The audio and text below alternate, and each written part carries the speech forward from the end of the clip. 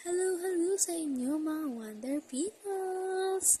Ngayon nagbabalik tayo sa another episode of Wonder with Gigi. Pero Barangay Edition. Handa na ba kayo? Aba dapat lang kasi handa na rin ako. Kaya let's go! So before we start, of course magpapakilala ko. Ako si Ate Chi or sa nangangalang Ate Cheska.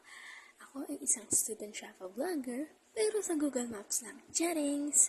Of course, dito lang na malapit sa amin ako nag-vlog. Hindi ko kayang sa ibang bansa, sa iba, kasi wala akong pera ganun. So, kaya, let's start na.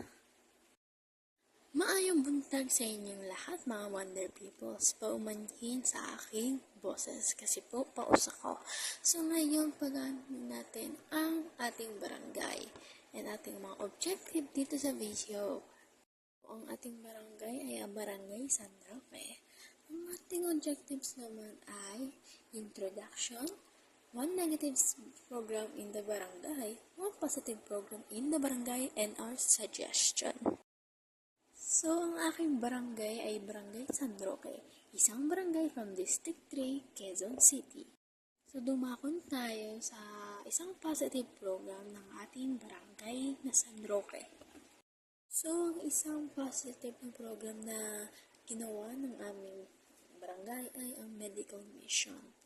Ang medical mission is for people who are sick and need help. Sa mga kapos sa pera, sa gano'n, nahihirapan magpa-doktor.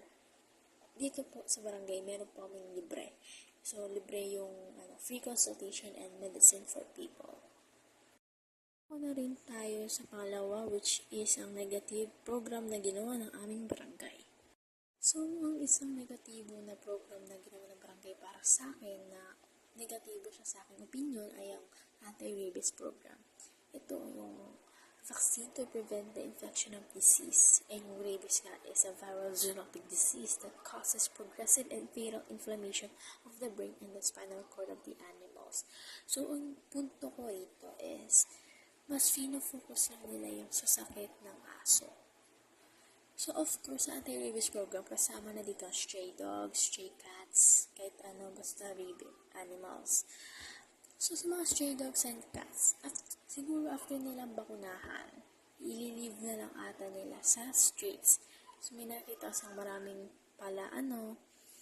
palalaboy na aso, kaya hindi sila So, wala din point yung anti-rabies program. Kasi pag binakunahan na yung aso, mananagat pa rin sila sa labas.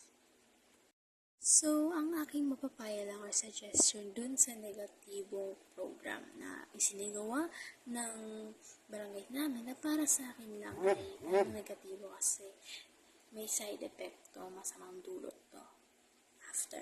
So, as a student, I suggest to have a rescue team to rescue all stray dogs and cats that roam the Barangay San Roque Street. So, kahit hindi stray dogs and cats, so kahit anong animals na nag-wandering sa streets na wala namang pakinabang, na nagkakalat lang. So, I want to have a rescue team talaga.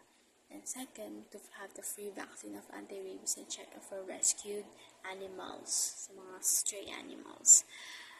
Para maging safe sila for their health na rin. And after nun is to have a free shelter and food.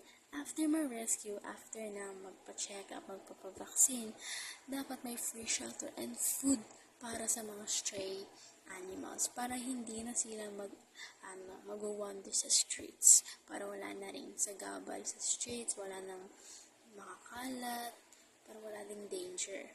Then after all of that, lastly, I want to have an adoption program. So, yung adoption program na ito, dito po sila sa mga fur parents, sa mga gustong mag-adopt ng kahit anong animals, pwede silang lumapit sa barangay for this, para may mag-adopt na rin sa mga